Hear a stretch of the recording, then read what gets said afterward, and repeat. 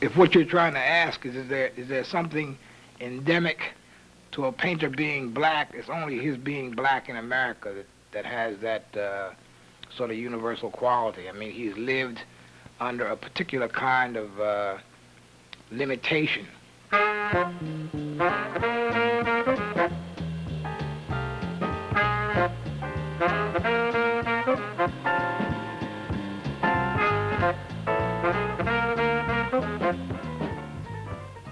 I always seem to be interested in drawing people. That seemed to be the thing I like to do best.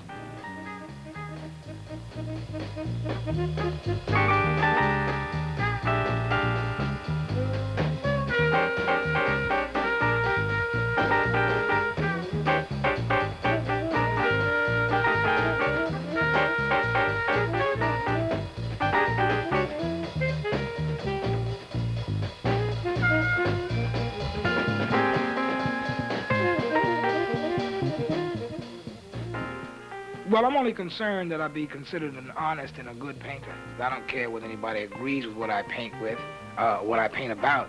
I think that I'd be dishonest and a fraud if I was concerned about how I was viewed by other people. If I can't make it the way I want to make it, then I'm not making it.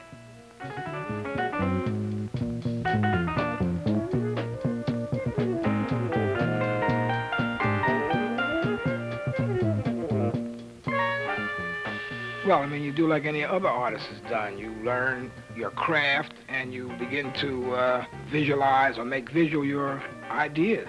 Once you have adopted a style, let us say, or arrived at a style, it's merely a matter of painting or making visual, let us say, your ideas. I mean, the artist has been known to be part prophet, part critic, part psychiatrist, if you will. But what he's doing in examining his own problems and identity, he is, in a sense, speaking for those who don't paint or those who don't have a mode of expression.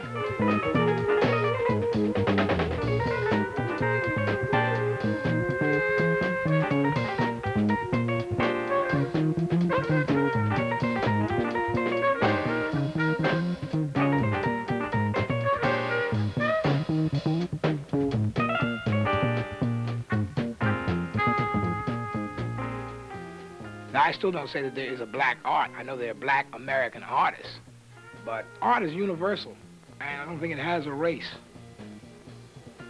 It has an aesthetic, but not particularly defined by any race.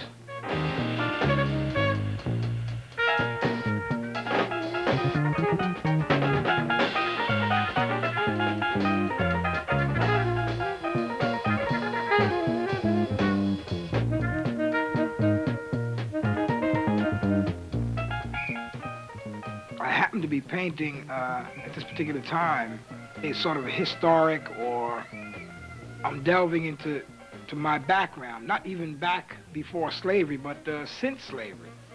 I mean, our contemporary heroes even. Like I'm very interested in depicting, say, Muhammad Ali, because to me he is a historic figure, even though he's still alive and still has to finish. His response to, say, the establishment's approach to him has been very similar to that of Jack Johnson, who was another black champion, the first, in fact. A man who not only had the physical skill, which made him the best, he had an intellectual area in which he could work very well. The man was like a well-rounded man. He wasn't just a brute. And because he has been denied, in a sense, or put down by the establishment, I think it's absolutely necessary that, at least for my people, I define where he really was, that he is a man to be proud of. Then there's other historic black people who are very important to me, and I think should be very important to not only the black community, but to the white community.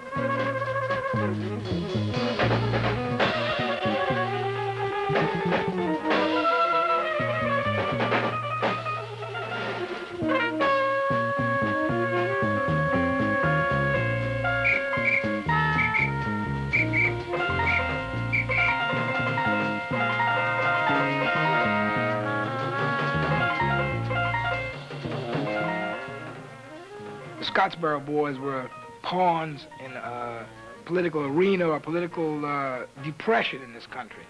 The Scottsboro boys happened to be some young, 9 young boys who were traveling on a train. Also on the train were a group of young white boys. And somewhere on this trip, they got into a fight. But anyway, it was reported to the sheriff's office in a place called Scottsboro. They were rounded up, the black boys that is, and held, and they discovered in the investigation that 2 of the white boys were white girls, dressed as boys, or as hobos. To sort of save their own skins, they claimed that they had been raped by these 9 boys, which began the whole ridiculous or tragic sequence, which was to last for 20 years. Anyway, I felt that it was important enough to make a restatement about that case, because all those guys, you know, their lives were spent in utter futility and frustration. And I think that if that can occur in a place like America, you know, like we're in trouble. And it still happens, on a slightly different scale, but it still happens.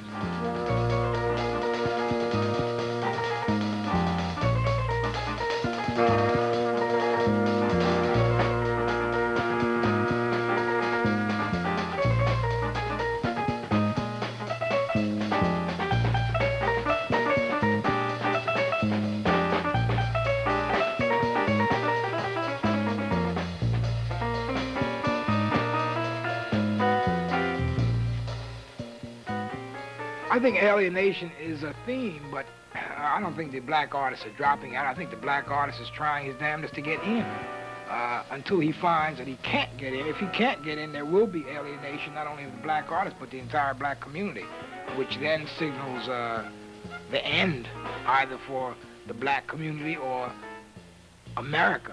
I'd prefer to think that if there's going to be an end, there's going to be an end to America. Because I don't want black people to die. I think they're much too vital.